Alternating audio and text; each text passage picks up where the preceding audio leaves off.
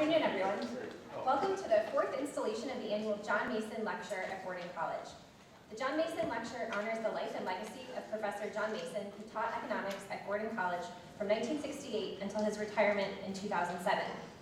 Dr. Mason actually founded the Economics and Business Department at Borden with his arrival in 1968, which means that next year marks the 50th anniversary of the ECB department.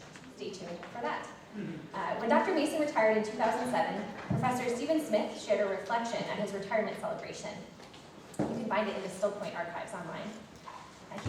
Professor Smith described Dr. Mason's vision for the ECB department as follows: unyielding commitment to high standards for faculty teaching and professional engagement, high expectations for students, genuine collegiality in governing the department, everyone's voice heard and respected, careful but not uncritical devotion to how economics can help students think about the world and be better stewards, better citizens, and better able to pursue their callings and vocations. And above all, deep attention to Christ's claims, the better to prepare students for lives of Christian service, whatever their calling. We have inherited quite a legacy. We're honored to have with us today Mrs. Sherry Mason, the wife of the late Dr. Mason. Sherry still makes her home nearby in Hamilton. When I was a student at Borden, I worked as a teaching assistant for Dr. Mason, and I recall many evenings enjoying a delicious meal at their home. Sherry's hospitality and grace have touched so many people. To know Dr. Mason was to know Mrs. Mason. They epitomized teamwork. Please welcome her with me.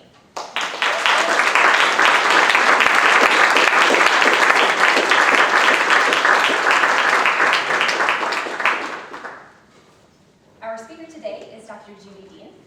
Professor Dean is a professor of economics at Brandeis University. She graduated from Borden College with a degree in economics and went on to earn her master's and PhD in economics at Cornell University. Prior to joining Brandeis, she was assistant professor at Bowdoin College and associate professor at the School of Advanced International Studies at Johns Hopkins University. She also served as a senior international economist in the Office of Economics Research Division of the U.S. International Trade Commission, USITC.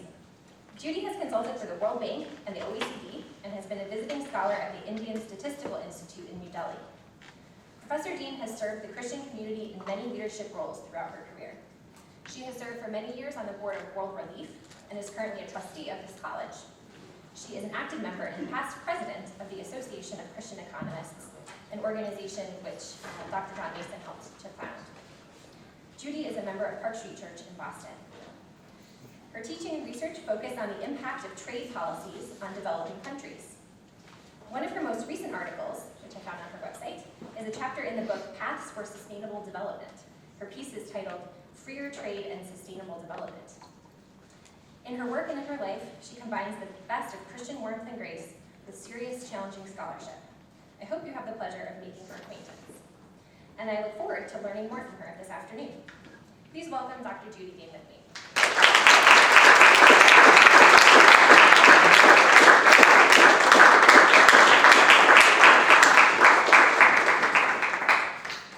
Wow, thank you all for being here. What a great crowd. This is amazing. President Lindsay, Sherry, faculty, students, and guests, it's my honor to be invited to give the John Mason annual lecture. John was my teacher here at Borden, and I could not have asked for a better teacher or mentor. He challenged me to think really deeply about how studying economics could actually be used to glorify God. At Borden, there were 3 women majors, if you counted my year and the year just ahead of me, and we were known as John's Angels. There we are, and 2 of them were graduating, and I was singing in the choir. So there's a really great picture of John. John helped us all prepare for graduate school, and he really encouraged me as I was going through that long, hard PhD program at Cornell, which Kristen Cooper would know well about because that's where she did her graduate work as well.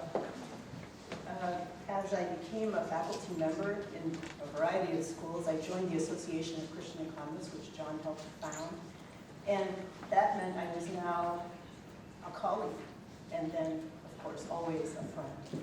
So I just would like to dedicate this talk to John Mason, who is my teacher, my colleague, and my friend for my entire career.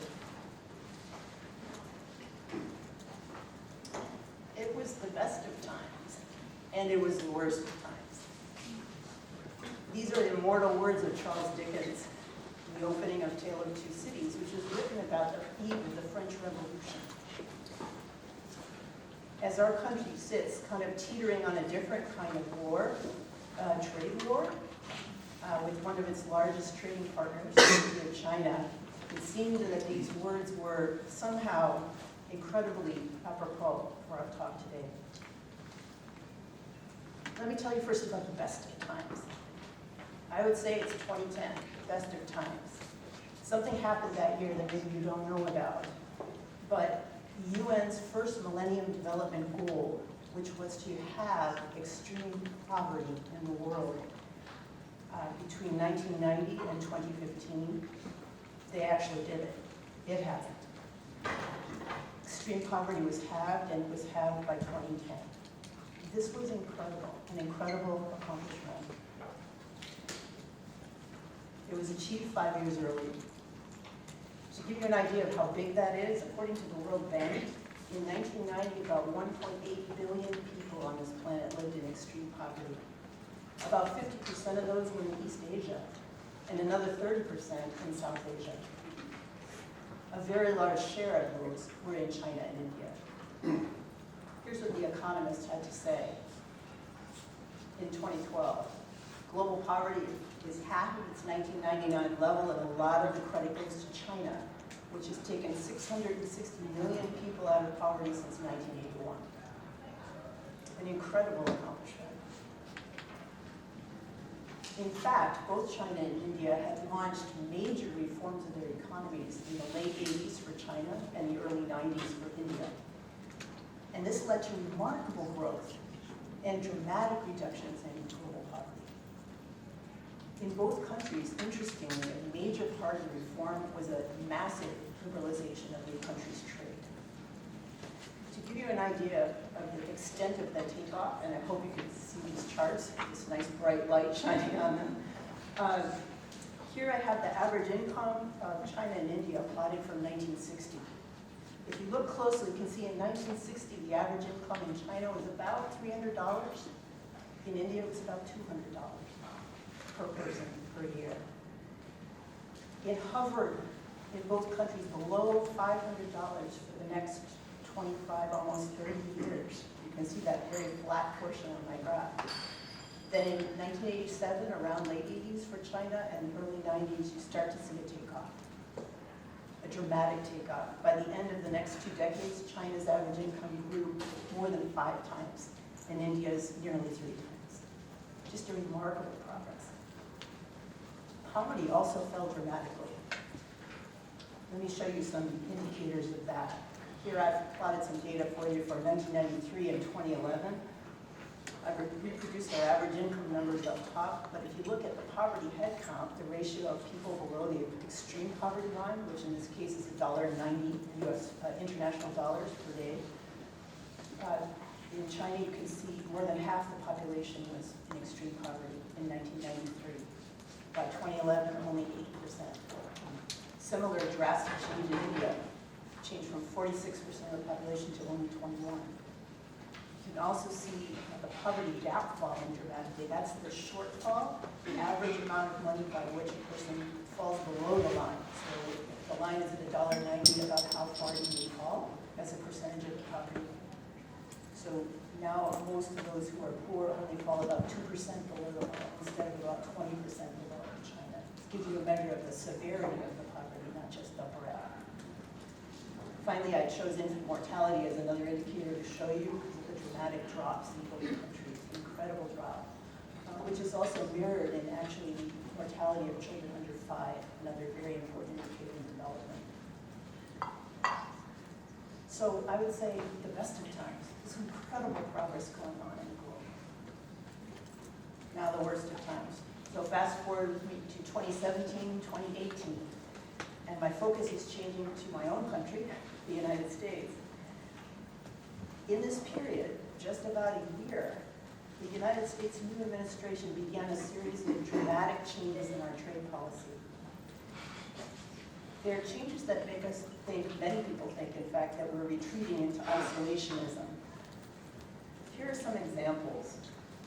Early in 2017, the president announced that the United States would pull out of the Trans-Pacific Partnership. This was a free trade agreement with 12 countries, which was on the brink of being finalized and brought for ratification in the member countries' governments. The U.S. then threatened to withdraw from the North American Free Trade Agreement, an agreement we've had with Canada and Mexico for more than 20 years. The U.S. president personally threatened both Ford Motor Company and GM with trade barriers if they actually increased their investment or expanded their output in Mexico. Between 2017 and 2018, the U.S. imposed what's called an anti-dumping duty, which is a form of a trade barrier, on specific firms in many countries. I gave you some examples here, but some of the recent ones include Chinese solar panels, Indian steel products, Korean and Mexican washing machines, the list goes on and on. And most recently, hopefully you've all heard about it, the U.S. has imposed a 25% tariff on all steel imports, applying to all our trading partners, and imposed large tariffs on China, triggering a trade war. I call that the worst of times. Why does this matter so much? Well, as the World Bank wrote in a recent study, 2016, trade has been a major driver of reduction in global poverty.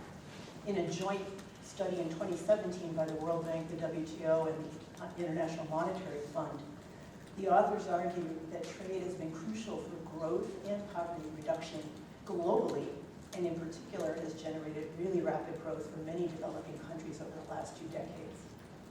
Interestingly, more than 25 developing countries joined the WTO in the 1990s alone, trying to make a commitment to reduce their trade barriers and to further reduce them as membership went forward. So the developing world was recognizing that joining the global economy was important. Opening their markets to global trade was crucial for their own development. This isn't happening at the same time now as the United States seems to be turning away from it. To give you an idea of how important this was for China and India, here's what India did. This is a picture of India's tariffs, which is one example of trade barrier, and its trade. You can see back in 1990, their trade barriers averaged around 84%. That's a tax on imports. The average tax is 84%. By the time we reach the end of the 2000s, or 2010, 2011, that rate is down to 13. A massive reduction. You can see most of it happens in the first half of that period. Meanwhile, you can see that their international trade as a share of GDP grew from 16% to over 56%, a massive increase. You can see the same thing for China. Here are China's tariffs and trade in the same time period. Although China had already started liberalizing prior to India, you can see here tariffs fall from 42% on average in 1992 all the way down to 10% by the new millennium. Trade also dramatically rises from about 25% of GDP to 51%. So massive opening of economies of trade in China and India. Big efforts on the part of more than 25 developing countries to join the global economy and start opening their markets. And then we have the policies of 2017 and 2018 in the United States. These U.S. barriers close off the U.S. economy from global markets, generating losses for the rest of the world, as well as for the U.S. itself. So today I hope to convince you of 3 things. First, freer trade is actually crucial for reducing poverty. Second, that it's necessary but not sufficient, a phrase economists love to use. And then thirdly, that the costs of U.S. barriers are actually very high. So here's where we're going. First, freer trade is crucial for reducing global poverty. So in their comprehensive assessment of India's poverty program, Panagarhi and Mukum examined all core groups within the Indian economy and found that there was a massive reduction in poverty in all levels throughout India after its liberalization. However, sorting out the role of trade in reducing poverty is not easy because trade liberalization takes place usually in the context of many other reforms that are going on. And this is true for both China and India. But economists have some pretty good reasons for expecting that trade would raise the well-being of a developing country and help reduce poverty. Let me give you a few reasons why. First, freer trade tends to raise national income. The economy becomes more efficient as producers specialize more in activities where they have a comparative advantage. Low-income and lower middle-income countries tend to be relatively abundant in low-skilled workers. That means relatively scarce in higher-skilled workers, capital equipment, high-tech equipment, compared to industrialized countries like the European Union, or the United States, Japan. When freer trade opens, then, between these trading partners, what developing countries would tend to see is a rise in the price of labor-intensive activities, the areas in which they have a comparative advantage. Resources move from the economy towards those areas that are now more profitable. Since those areas of activity tend to use low-skilled workers very intensively, it raises the wages of low-skilled workers. Now, most of the poor populations in the developing world are composed of low-skilled workers, so whether they be in agriculture or manufacturing. So this kind of shift in the pattern of production in a developing country tends to favor an increase in wages for the lowest skilled workers, that is, the poorest part of the population. For example, one study looked at Vietnam and had the luck of studying an interesting time in which the U.S. had opened its markets specifically to Vietnam, just a bilateral agreement between the two countries. What they found was Vietnamese provinces that were more exposed to the open markets of the United States, so they had industries that were able to export into those markets, saw much faster growth than the provinces in Vietnam that didn't have much of those industries. They also saw faster rising wages for low-skilled workers, and we saw a much faster rate of poverty reduction. So interesting evidence that these theoretical ideas actually do translate into real experiences in the developing world. Second, free trade raises consumers' purchasing power. Consumers benefit from lower-priced imports for goods in which their country does not have a comparative advantage. In India's case, freer trade actually reduced prices of a lot of household items that poor households spend a lot of money on. So there was a massive sort of redistribution of purchasing power towards poorer households as the markets opened up. A recent study by a couple of authors who specialize in this area found that across many developing countries, opening trade favors consumers that are poorer because they tend to spend more of their income on imported items, on traded goods in general. Third, freer trade generates faster growth through a whole bunch of channels, such as more competition, access to new technology, increased foreign direct investment, economies of scale, and access to cheaper imported inputs. Let me give you two examples in the India case, two recent studies that have been able to provide some evidence on this. Tuvalu and Khandelwal have studied India's tariff cuts on both their finished products and their intermediate goods. They found some really interesting things. They were able to study the response of individual firms, and they found that firms producing final products tended to become much more efficient in response to global competition once the economy opened up. They also found that the reliance on imported inputs grew dramatically. The reason that matters is that a lot of these imported inputs are better quality and embody better technology than the local Indian counterparts. So both these forces raised the productivity of Indian firms dramatically as a result. Another set of authors examined India's big liberalization in services. You might know that India is rather famous for its service exports, particularly related to the software industry. It turns out that not only did those service industries grow dramatically and contribute to India's amazing growth at this time period, but they also actually helped raise the productivity of the manufacturing sector in India indirectly. So we had both services and manufacturing growing together in this symbiotic kind of relationship. Fourth reason why freer trade actually is critical for reducing poverty. And this one I get really excited about. Freer trade now generates new areas of comparative advantage for poorer countries. This is an exciting kind of thing that didn't happen before. A lot of production processes are actually known as global value chains now. The production process has been splintered into tasks or activities, and these activities are located in many, many different countries. So that in order to produce a particular product, you actually have firms producing part of the product, shipping it to another firm in another country that adds value to it, who ships it to the next country in the chain until the product is finally finished. So it's a really interesting concept of joint production, and it's very international. So in a GVC, global value chain, production of goods are split globally, oftentimes on lines of comparative advantage. This makes the production process more efficient. It also promotes trade between industrial and developing countries because they have the biggest differences in comparative advantage. Hence, more reason to split the processes across these very different divides and take advantage of different efficiencies in different areas. For developing countries, the scope of domestic products now expands. And here's where things are really interesting. You'll actually now see developing countries participating in the production of very high-skill intensive, high-tech products. That's really unusual. Those were products they couldn't even think about producing at all a decade or two ago. But now, instead of having to try to produce the entire product, they can step in and produce one activity within the chain. They can participate in a specialized set of activities in a part of the production process.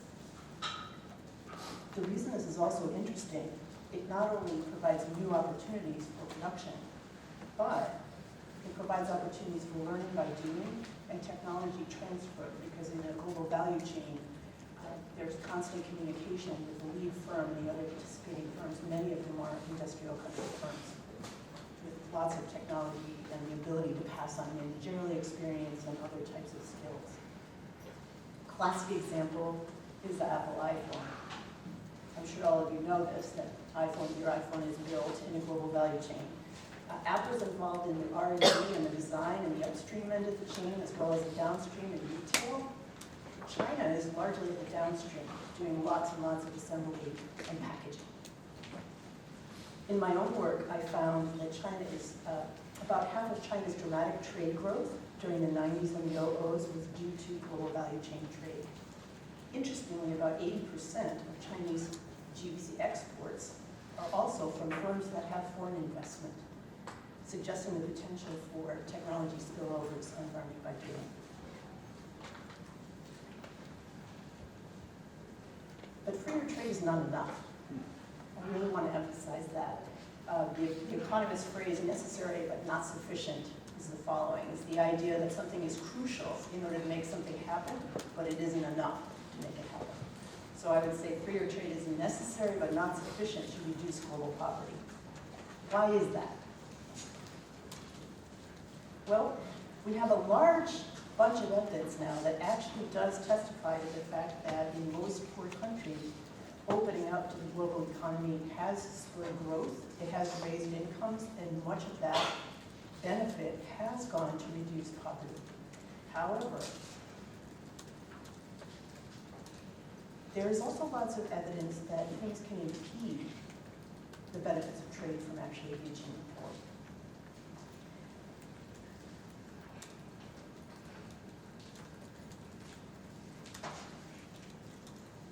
Before I get into the details on that, let me just mention that when international trade occurs, as many of you probably already know, within a country there are usually winners and losers. There are people that gain directly from trade and people who lose. In a developing country, even though there's good reason to think that most of the benefits or a large proportion of the benefit will go to the poorer population, not all of the poorer population necessarily benefits.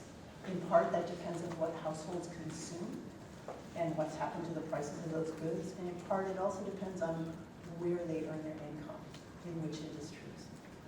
So even though on the whole, we expect the poorer populations to get most of the benefits, not every single household does. So that is one issue we have to recognize. But impediments to getting the benefits is another. So Alan Winter, a very famous development economist from England, has done a lot of work in this area. And he points out that there are impediments that can actually reduce the gains from trade or prevent them from reaching poor populations. Both domestic distortions and domestic policies can actually become impediments. So, for example, a trade barrier reduction might not fully translate into a big price reduction on imports or a higher price for export goods. Constraints on the supplier side might mean that the producers, even though they see better prices for their products, cannot expand production enough to take advantage of the opportunities. Labor laws or other rigidities can inhibit the movement of factors of production, so workers are not able to get to the better opportunities in the tradable goods sectors. Capital equipment can't necessarily move. A lack of education on the part of producers could mean that they're not able to take advantage of technology transfers or other types of benefits from working with foreign investors or working in global value chains. Finally, a lack of reform of other domestic distortions may diminish the gains from trade. So, some examples. African state marketing boards is a classic example. In some African countries, in order to export your crops, you had to bring them to the state marketing board. They were the exporting middlemen. They typically would take a tax off the price of the product. The tax might be 60 or 80%, a massive tax. So farmers earned very little in exporting the product, even if world prices were high. In some cases, those export taxes were brought down and the marketing boards were eliminated. That should mean good news for the farmers. The trouble was, in some countries, the middleman job was taken over by private sector firms with monopoly power. So they charged the farmers big prices, and once again, the farmers missed out on the opportunity of taking advantage of good prices in the global market. There's an example of a domestic impediment that's getting in the way of transferring the benefits to the poorer farmer. In other countries, poorer farmers also saw an increase in opportunities, but because the roads were so bad, and the quality of roads in sub-Saharan Africa is really bad, they were unable to get their crops to markets fast enough to avoid spoilage and be able to take advantage of the new profitability. So those are kind of classic examples we know from development economics of things that can impede benefits from getting to poorer people. In India's case, there's actually been a major debate over whether trade liberalization really helped reduce their poverty. One set of authors, Prabhu Krishna and a number of other authors, argue that definitely trade liberalization did help India's poor. It reduced poverty faster than it would have otherwise.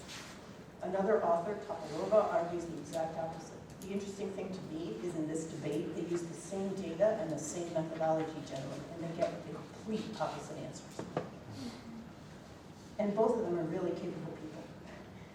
So what's the answer to this puzzle?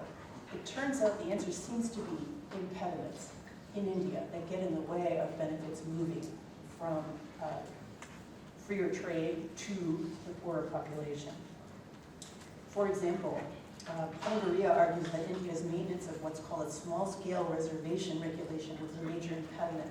This restricted firm sizes in certain industries. It literally said if you're in the textile and apparel industry, you can't be bigger than a certain amount in terms of investment and in terms of employees.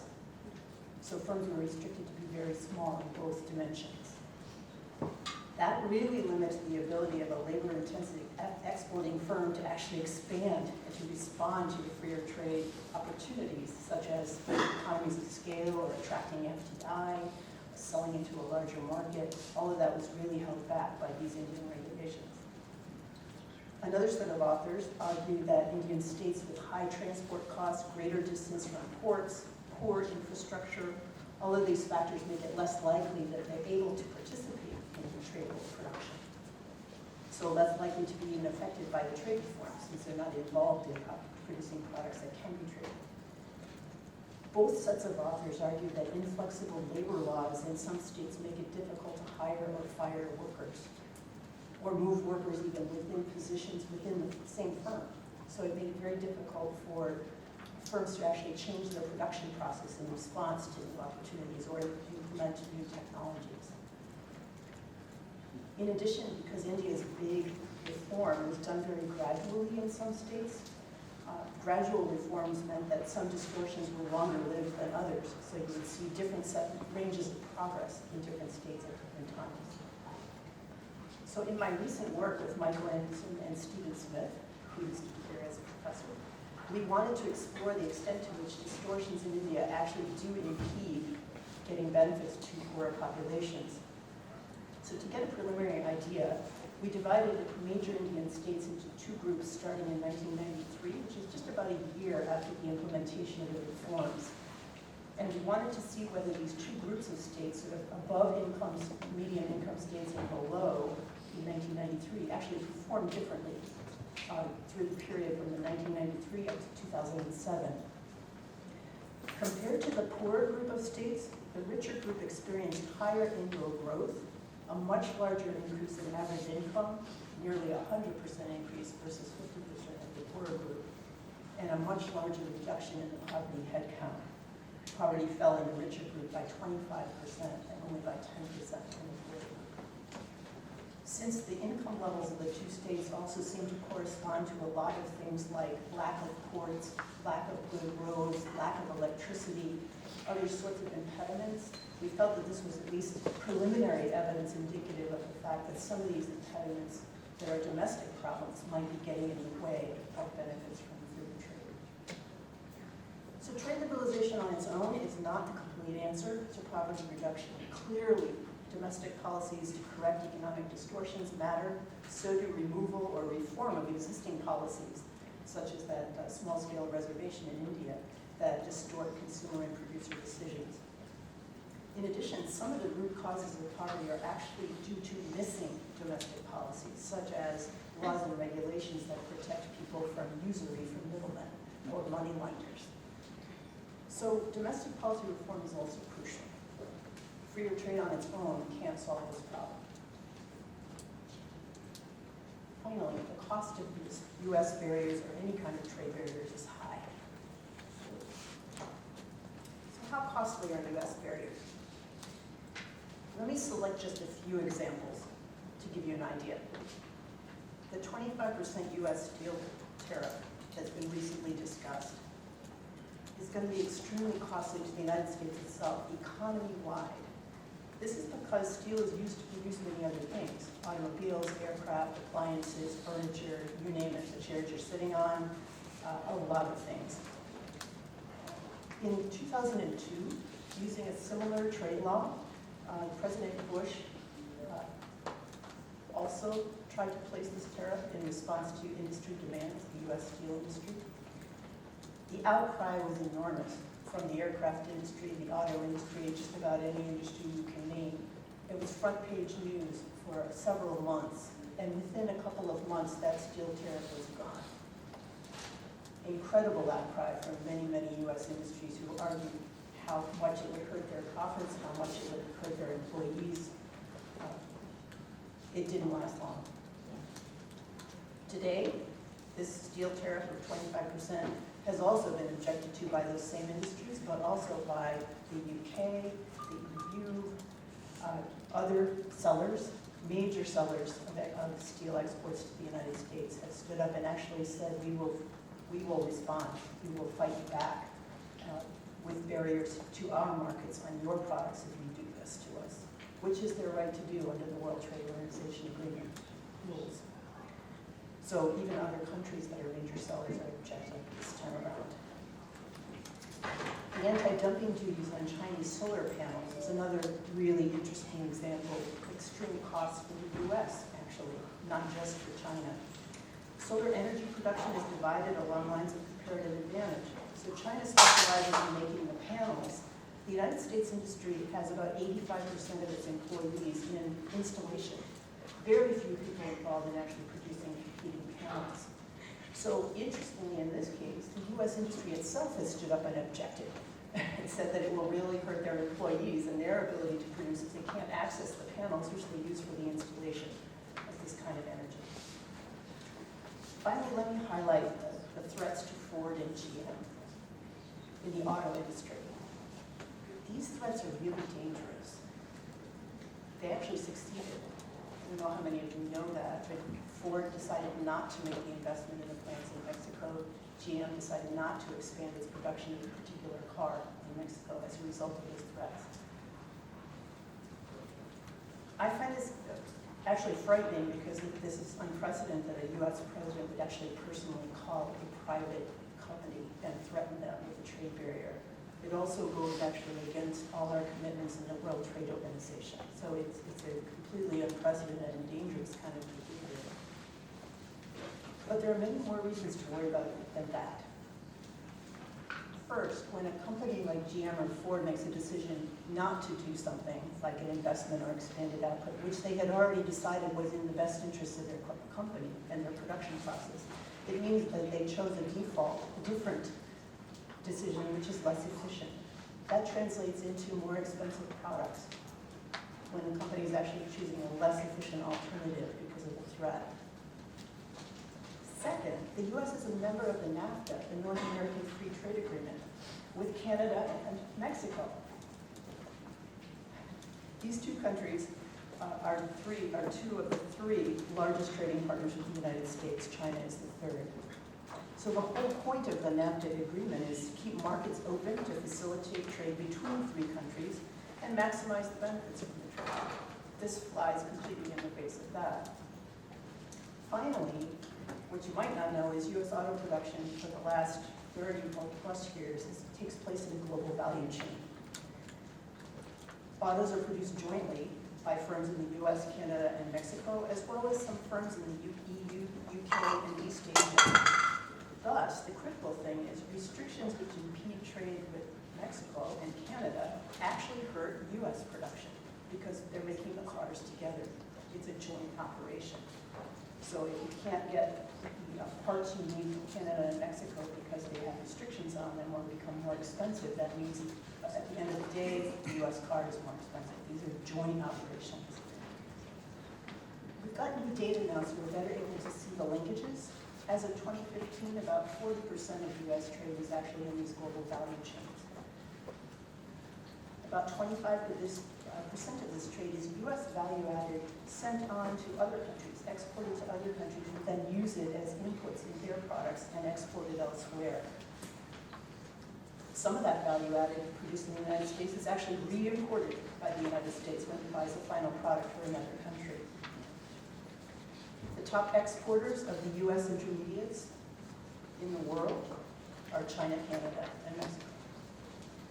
The other 15% of U.S. global value chain trade is imports of foreign value added, embodied in intermediates, that the U.S. uses to produce its products.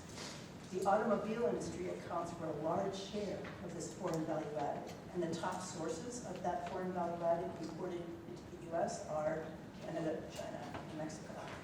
So these are the very sets of countries in which trade barriers are going to be hurting all members of the global value chain, including the U.S. industry. Trade barriers hurt the country that implements them as well as the exporters whose sales are diminished. But in a world of global value chain trade, the cost of these barriers dramatically rise. The barriers of one country have kind of a domino effect throughout the entire chain, raising the cost of all producers and thus ultimately consumers as well. There's still a long way to go in reducing global poverty. To give you an idea of that, I want to return to the first two pictures I showed you. This time I want to look at average income for China and India in comparison with three of the Asian tigers. I hope you can see this. The top three lines, the red, blue, and green, are Singapore, Hong Kong, and South Korea. I think it's pretty clear that you can see the dramatic growth during this time period the Asian tigers will take off from the 1960s, shortly after the 1960s onwards. You can clearly see that despite the amazing growth in China and India, there is a long way to go. They're down at the bottom of that picture, and the gap is enormous. Let's take another look at poverty in China and India, but this time let's compare it to the U.S. So here's my table again. You can see the final column. Probably the most dramatic difference is the difference in average incomes. Even with all their growth, the U.S. income in 2010 is 10 times the size of China's, and far more than that when it compared to India. And you can see that on the scores of the other things, poverty headcount, poverty gap, and infant mortality, the numbers are, especially the latter, the poverty headcount and mortality, the numbers are dramatically different, despite all the progress. So there's a long way to go.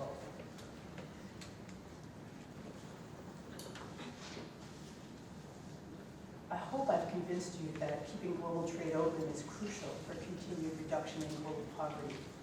Given that we have a long way to go in eradicating poverty and also in helping developing countries flourish, the recent U.S. moves to impede trade on multiple fronts are truly damaging. What can we do? Well, I want to suggest a few things. First, we can help people understand the importance of open trade with the poor. A lot of people don't understand the connections and seem to think that actually these trade barriers could be somehow good for our country. It can also help persuade policymakers to support open U.S. trade. Most importantly, I would say, we can pray. Now, after all of the things I say, you might think that sounds kind of lame, but I don't think so at all. Let me tell you why. In 1997, I was in Rwanda, in Kigali, and I met a woman named Christine. This is Christine. She was a widow and a mother of 5 who had adopted 5 additional children who were orphans from the genocide. So she had 10 children. She and her children lived in a 2-room mud house. Now, I was there because World Relief had supplied steel roofs to a lot of the homes for people so that the house would actually not wash away in heavy rains. Since the house is made of mud, that's a big danger. And we had gone to meet her to see how she was doing and to hear about how the roof had helped her with her home. She thanked us for the roof and all that World Relief had done for her. But then she said something that I'll never forget. She said, I thank you for the roof. I thank you for everything. Mostly, I thank you for your prayers. Everything else is secondary. I hope that we, who have far more than Christine could ever imagine,